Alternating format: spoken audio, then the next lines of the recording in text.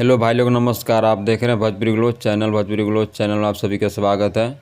आज हम आप लोगों के बीच में फिर लेकर आएंगे भोजपुरी से जुड़े कुछ न्यूज, कुछ अपडेट। पहला अपडेट है, पवन सिंह का एक बहुत ही प्यारा सॉन्ग का टीजर रिलीज हुआ, साड़ी से ताड़ी छान के पीएम, जो पवन सिंह ऑफिशियल पे रिलीज हुआ। तो जाइए अपना प्यार दुलार दीजिए उस टीजर को। और दूसरा अपडेट ये है कि हमारे अंकुश राजा दोनों भाई एक बहुत ही प्यारा सॉन्ग रिलीज हुआ है, भाई के प्यार, जो कि पारिवारिक सॉन्ग है, बहुत साफ सुथरा सॉन्ग है। तो जाइए उस गाने को आप लोग अपना प्यार दुलार दीजिए और हिट करिए।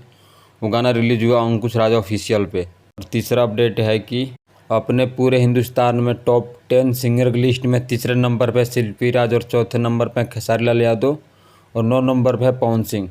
इस पोस्ट को शिल्पी राज ने अपने फेसबुक पेज से पोस्ट किया था। और चौथा अपडेट है, खेसारी लाल यादव के बेटे ऋषभ यादव ने बहुत ही फनी वीडियो बनाई है, देखिए छोटा सा क्लिप।